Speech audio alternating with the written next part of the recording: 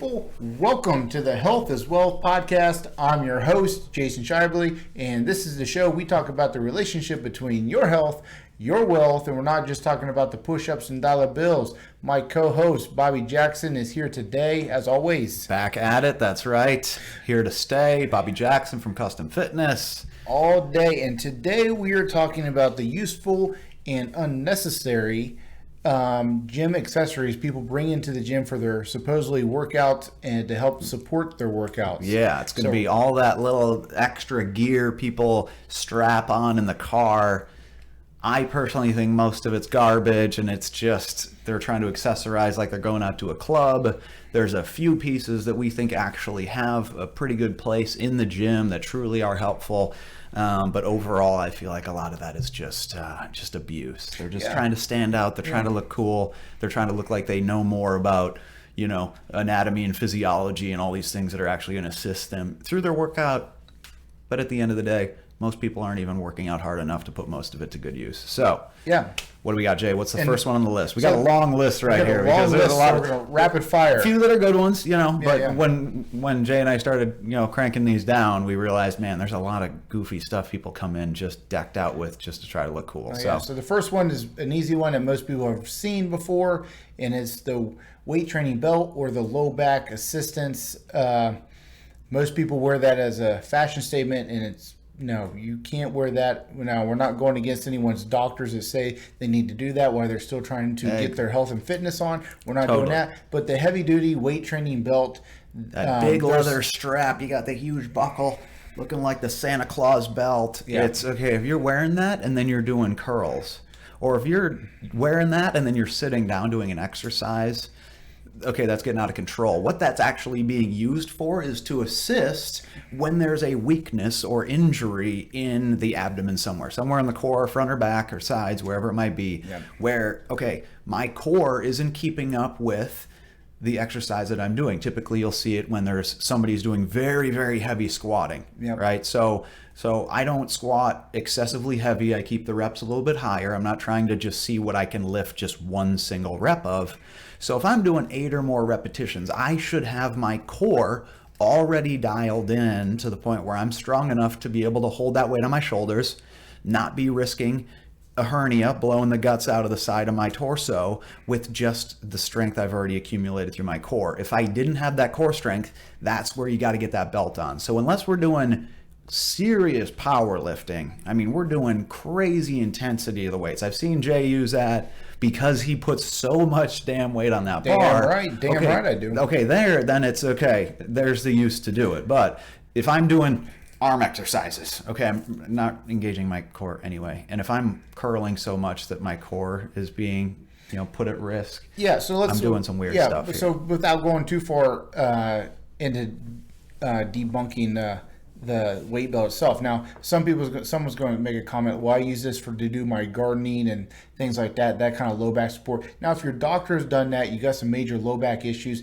and this is the only option for you to actually maintain some kind of functionality. We're not talking to you. We're talking about the people that seem pretty fit. The old school bodybuilders are usually the ones that just love to wear this heavy duty leather belt. The trick is with the leather belt is it's not supposed to bend in the center of the belt. You're not supposed to crunch it laterally together. It has to stay. That's why typically it has to stay firm. It has to stay firm. Otherwise, there's not any support for that core when you're using it. But like Bobby just said, it's used for a set at a time. You're not supposed to be wearing it constantly through your workout, and that's our frustration. Which you got people overloading for a lat pull down. What do you need to wear the weight belt for a lat pull down? Even if you are supersetting and going from one exercise to another, you can put the belt on, and we know from our education as well as you don't put that belt on until you're about to do the set. Then you get the full benefits of that support because it reminds you to keep your core tight and use proper form. Other than that, like Bobby said, doing tricep press downs in the belt, it does make me look cool though, right? You look sweet, great. Huge thick piece of leather wrapped around. Doing my little arm curls over here. The pink one you always wear. So that's it. Unless doctor recommended, you truly have that injury or ailment that might risk permanent damage or already have some permanent damage, or if you are one of the crazy few people out there that are truly doing those heavy, heavy powerlifting movements, leave the belt at home. Because what I'm actually doing for the way that I work out, if I keep wearing that belt, I'm interfering with my core's ability to build up and actually strengthen. So I'm actually removing the ability of my core to develop that strength in the first place because I'm just relying on the belt pushing against my torso. Yeah, so. and that just, I mean, we can go on for forever about this, but the one that I always love is the one that they're wearing the belt and they're in a leg press machine, overloaded and underperforming the range of motion. Oh, I'm God, like, I love that. You're just causing an injury on top of an existing injury if you don't already have something. Yeah. So please just be smart. Understand why your doctor is having you wear the belt and when they need you to wear the belt. Most of those, I guarantee most of those physical therapists and doctors that are suggesting you wear a belt are making sure that you take it off at some point throughout the day and stuff, unless you're right out of surgery or something. Exactly. Like you had said, sometimes you wear those to do gardening and things around the house. That's typically a doctor told you, okay, there's a serious injury going on, whether it's something with the spine, maybe you already have, that little hernia going or something like that, and you need constant assistance there. But otherwise, every second you have that belt on is a second that your core didn't get an opportunity to continue strengthening itself up. So there's a few more of these that are kind of falling under the same situation where by using them, you're actually interfering with your body's natural reaction to strengthen an area. Yep. And where we'd have it, a lot of these end up being lighten the weight up a little bit. Focus more on the form and the quality of the muscle activation, and don't just try to keep seeing big numbers flying around the gym. Yeah, but the next one, you don't really need form to worry about if you like it or dislike it, and that's the sweatbands around your head. I love that. Mean, coming right off the tennis court, but they haven't been to the tennis court in ever. When they got one on each forearm, wrist, but it's holding my just phone under the knees. It's holding my phone. They got the headband on. You got to color match it. Everything's synchronized. It's okay. That's a little overkill. I know you wanted to get all the gear on, Bobby, feeling like you're in the NBA. You're just not fashionable, Bobby. That's a fashionable that's damn thing. true. Yeah, that's. I'm not arguing that one for sure. That's an easy call to make. But these goofy bands, it's okay. You're overdoing it. Well, and there's one good trick that I like about it for the ones that aren't sweating in their sweatbands and using it to actually wipe the sweat off of themselves is putting it over your smartwatches they have nowadays. It actually helps it not scratch. So I've seen that for people, and they're not using it to sweat. They're actually using it to protect their 200 or plus watch. Okay, they have. I like so that that's use. Like idea. You got me on that one. Okay, I do like that. Or if you're genuinely using them to help you keep sweat off your face and off of other equipment. So let's transition this one and we'll cut into a totally underrated gym accessory, which is just a towel. Yeah. People start bringing towels. Even if that gym especially right provides those paper towels. My gym, Custom Fitness in Pompano Beach, we have paper towels, the disposable towels available for everybody at any time. So anytime a client needs it, typically though, those are what we use to wipe down the equipment. The client brings a towel in that they're going to use to wipe their face, their eyes, their mouth, wherever else. They're going to use that on their body. The gym's disposable towels are used for the equipment, but it's just be a little bit cleaner and clean up after yourself. Some other countries, it's mandatory, and they use it to put it on their seats. There we go. So European people that usually come to South Florida and train, that I've trained over the years, they always put that on the seat where their butt is going to be, because they tend to have a sweaty butt, I guess. Sweaty butt. Or short shorts. Yeah. Sweaty butts and short shorts. You need a towel. That's a whole other nother one. Yeah. Yeah.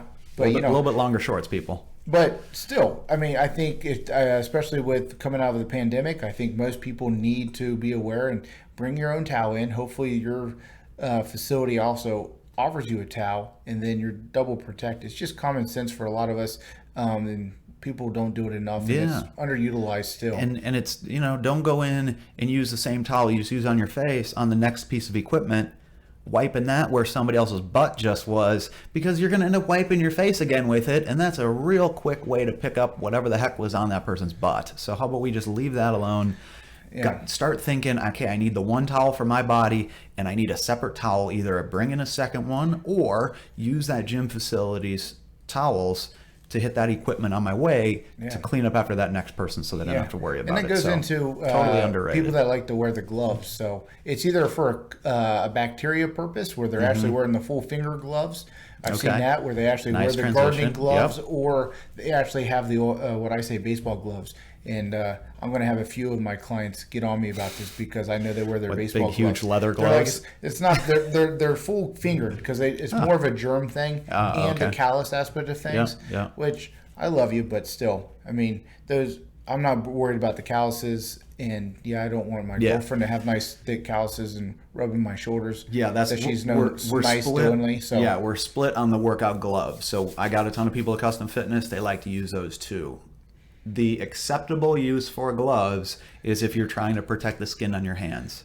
Then we're all for it. Absolutely, it's keep for using the those grip. gloves. If it's for the grip, if you're trying to use it to avoid having to use as much grip strength and you're just using it as a crutch because your hands are weak, that's one of those situations we'd rather lighten the load on whatever exercise you're doing sweaty, Bobby, and so let what that now? develop. That's what the towel's there for, right? We wipe up the towel. I'm hitting towel on the hands. I'm hitting towel on the grips, whatever I'm hanging on to, the machine, the cables, the But dumbbells. I'm moving really fast, Bobby. I don't know. Well, then you gotta slow it down. No, If you're moving too fast, then the quality's probably not there either. So we No, gotta from pump movement that. to movement, my hands are sweaty. My hands are ripping Yeah, apart. you put that towel, you quarterback that towel, you have it hanging out the front of the pants. Do the quick little rub on it, boom, hit those handles again, Get you a keep it pink running right towel there. and So, keep going, people. and keep it moving. That's been now my favorite. My next one I don't use enough in the gym, the fanny pack. Okay, yep. The fanny No, pack. yeah, I'm a this fan of the fanny pack. This is the people. trendy one. See, I can go all day about talking about the fanny pack. They're trending again now. They are coming They got back. leather ones. They got bright color ones. They got your logo on them now. My wife will claim she personally brought that back 7 years ago when I met her. Cute little Brazilian girl, and I see her running through the gym, YMCA, with her little fanny pack on. And that's the first person I'd seen wearing one since about 98. So I got to give her credit. I know Joey Rogan was trying to bring those back too, but that underrated right there because I don't have keys falling out of my pockets. I'm not, it gives you an opportunity to just zip that phone away, stop texting while you're working out, keep that all closed up. Yep. You keep have it your in one headphones place. above there. Now they have those little pockets where if you still have the cord headphones, they'll go through just fine. Yep. The question is, how do you wear your fanny? Do you wear it in front? Do you wear it in the back? Do you wear it in the side? Or do you pull it over the shoulder like you're a guy and Like it's almost you're- like a purse? Yep. So Nope, you don't do that. Which way is it? We Which don't do way? that. It said front, people. We go front. Front and center, just Front like and center. hats. Just like hats. The sideways hat's out. Okay, old man. Backwards, Here you go. only if you're a welder, right? So it's forward, straight down the middle. Keep it straight forward, just like your fanny pack. Thanks, my great grandpa. Thanks, Thank Grandpa. you for bringing I that know. up, great Grandpa Bob will be proud right now. Jesus Louise. That's how we do it. No, you can wear your hat sideways if you want. Do you wear your hat sideways? No, I don't. And why That's don't not- you? I'm not judging Why anyone who wouldn't wears a you? hat. Why Because wouldn't you'd me? look ridiculous. Because my right? glasses wouldn't go on properly. That's Okay. why. Okay. Otherwise, you'd be rocking that Otherwise, thing I'd be at 3 o'clock, huh? You'd absolutely be just tipping her over. Okay. Tipping her over. Sometimes you get tired and you just want that one side to get the sun. Yeah, and the you other want side to you look don't. extra homeless one day, so you just got to crank it over like I fell down into a bush. Okay. Yeah. Keep it going. What else we got? No, we got the lifting straps. That's what we got. We got to Okay. talk about the lift straps. I'm a fan. Let's so pair this up. So there's wrist wraps, There's wrist wraps. which is just the wrap for support around the Support wrist. of the wrist. And then there's the lifting strap, which I actually do use, and that's what I'm going to actually have fixed around the wrist. And then there's a strap that wraps around the bar or whatever I'm hanging on to that's going to help compensate for a lack of grip strength but there. the wrist, and again, unless your doctor is telling you need that support there from an injury. I have someone that has to wear a wrist strap regularly because they don't have the cartilage in their wrist anymore from a motorcycle accident, so that's a guarantee. They're going to have it. They're not going to be able to heal themselves. Now, sometimes certain movements we take that off strictly to try, and we've built some strength there. But the biggest thing with the wrist straps is just like the belt, the weight belt, is you only need them during extreme motions. That's why you always see a lot of people loosen them up. They keep them on for convenience, just loose, but you don't need them tight the whole time. One, you're going to cut off circulation at some point. But I'm not a fan of them all the time. I actually think you're better off without them unless there's a doctor telling you need that for a certain injury. But the wrist straps, same thing. Only for heavy weight, not all the time. Don't do it on a light pull down, then all of a sudden go to your pull-ups and your deadlifts and your one arm rows, all of a sudden you have no grip. Yeah. You wonder why you don't have any grip to take your groceries into your house, because you use your straps every time you're in the gym. Yeah, you haven't allowed your hands and wrists to develop that strength. And so for me, I only pull them out if I've been doing several pulling exercises. I've really tapped in the grip strength, and I'm still trying to get maybe lower repetition, real high weight things done where I don't want to limit the development of, let's say for a deadlift, an example, I was using those yesterday, last few sets of deadlifts, I didn't want to limit how much strength and muscle I was using in my legs, my core, my shoulders, my arms, just because my hands couldn't handle that weight. You added them. You didn't use them the whole time. So I didn't use them the whole time, but it was just to make sure I could still maintain good form, and I was still developing my legs and everything else properly, and I wasn't just limited by my grip strength. So I still knocked them out just so I could get that heavy weight up a few more times. Yeah, another one that bothers me in the gym when people are using strap is the farmer walk. So it's carrying a heavy weight across to a distance and back, or just to a distance. And some people are going to argue with me that it's a core strength, a balance thing of instability while you're walking stuff. No, it's not. The farmer walk has been traditionally a grip strength challenge. And if you're using straps to carry it, what's the point? Yeah, there's no point of walking with that weight. Like, I guarantee if anyone becomes a billionaire out there and has to carry these gold bars, they're not going to strap up and carry them. I guarantee they'll have to figure out the strength or a smarter way to carry them. Quit wasting the straps on farmer carries, people. Okay, so let's keep with the wrap mentality and go with the knee wraps. Okay, so knee wrap, same thing. If you have damage to your knee, keep your wraps on. Most of them have braces. That we're not talking to you. Yep. Now, there we go. And then we're also going to differentiate that from just the regular ace bandage looking strap to an actual doctor recommended knee brace. That's I'm recovering off the ACL, I've got a meniscus thing, whatever the case might be, and I got to limit the range of motion. Absolutely keep using those. We're not talking about you. What I'm talking about is that ace bandage looking big, heavy, rubberized, big strap thing that people put on. They wrap their knee when the knee is straight, and then they go and they start squatting.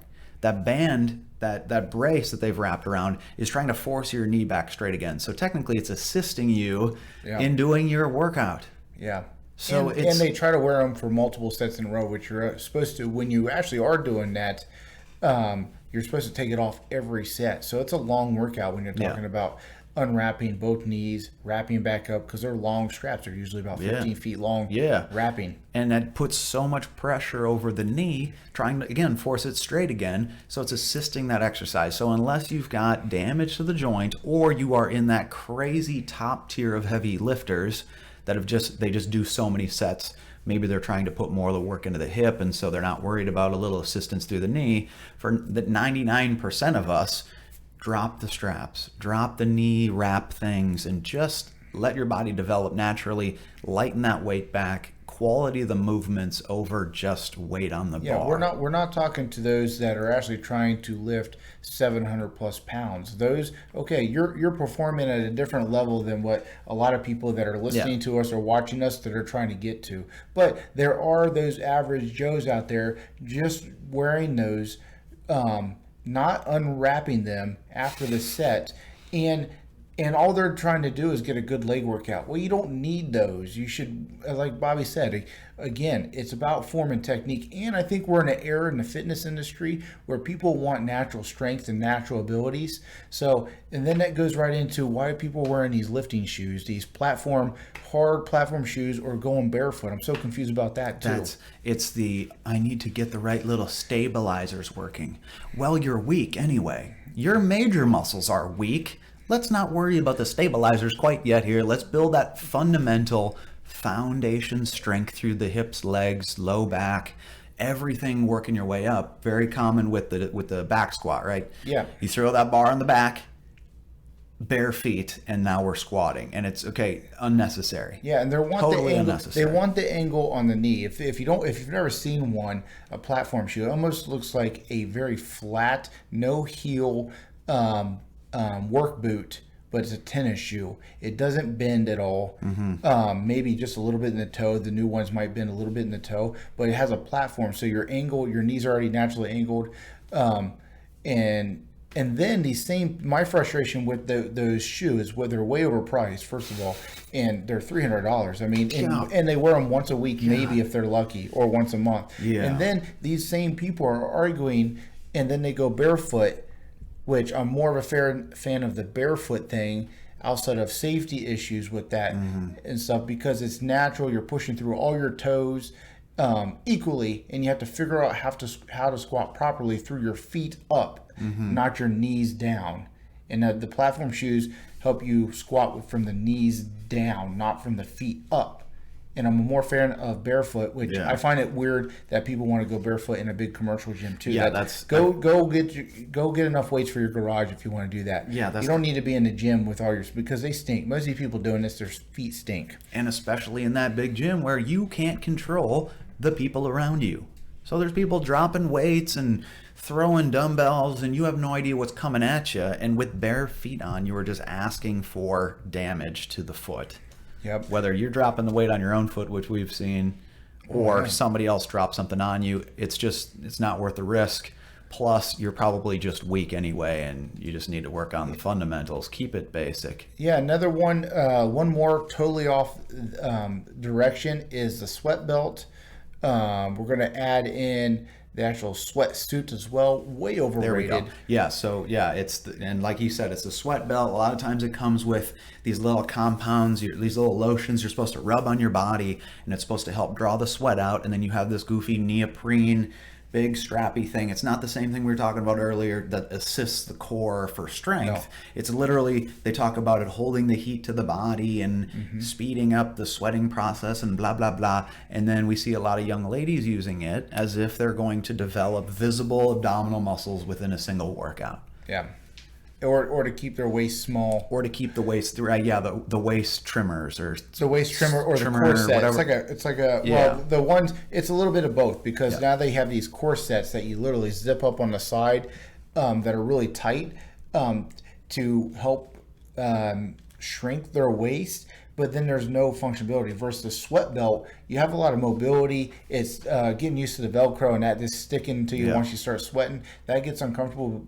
But I'm on Bobby's side with this. It's a waste of time, because you're looking, if and when it does help you, it's at a very small source of result. Small temporary result. And Bobby trains fighters, so at the end of their camp, they're not wearing that sweat belt at the beginning of their camp. They're conditioning. They might put a hoodie on instead of that big sweat thing. But unless they're trying to get a few pounds of water off them for a weigh-in, an actual sports weigh-in, there's no need for it. You're not doing it because you know that water weight's going to come right back. Yeah, that's specifically why we use that. I use the identical compounds, the little lotion things that open the pores up and help really draw the sweat out. I use those exact things that we just told you are ridiculous, because I only use them at the end of a strength and conditioning camp with a combat athlete who specifically needs to make a specific weight, right? So we need to lose a temporary, very, very temporary amount of weight.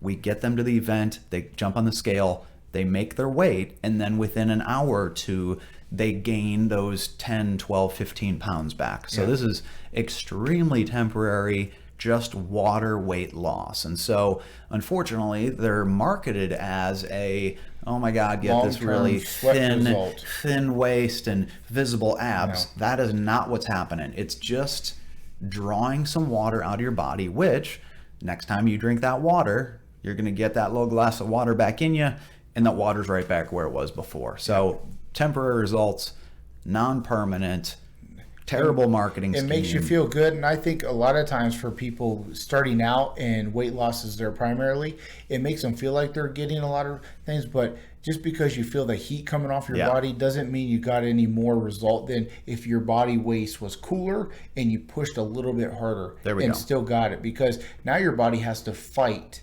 and it has to fight for that change. So you're going to get more results just being more comfortable in there. And if you have to and you feel comfortable and you want to, I'm a big fan of the old school sweaty, the hoodie, the sweatpants. There we go. Just put an extra shirt on that's breathable, and then you'll bring up your body temperature naturally. Yeah, So, see, and now that actually makes more sense because along with just heating up your core temperature, you're actually helping hold that temperature in the muscles right there. So you're literally getting a better warm-up effect while you're warming yourself up to go exercise. So that sweatsuit on at the beginning, hold that core temperature in, physically warm those muscles up before a workout actually makes sense compared to just the waist trimmer, whatever. yeah, so don't waste your money, Six-pack people. shower. So yeah, Don't keep waste the your money. Put that $30 to some bags of broccoli and some salad, and I promise you'll get a little better That's a result good amount there. of salad right there. That's Absolutely. $30, yeah. If you're getting heads of lettuce, man,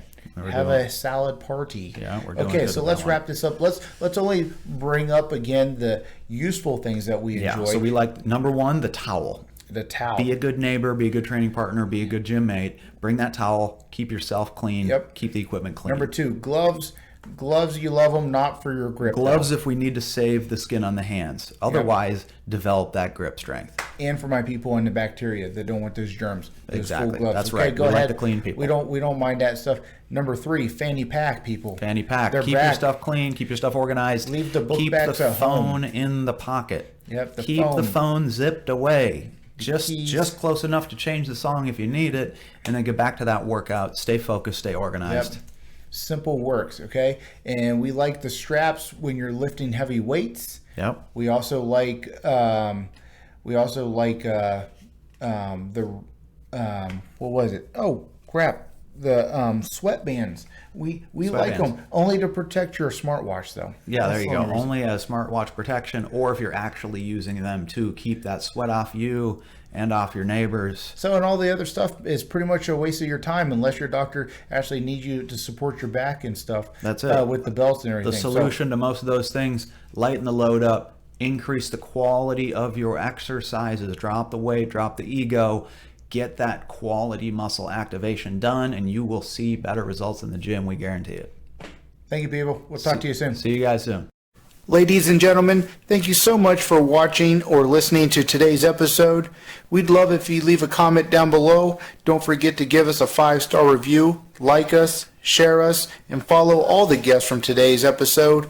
And remember, if it was easy, it'd be damn cheesy.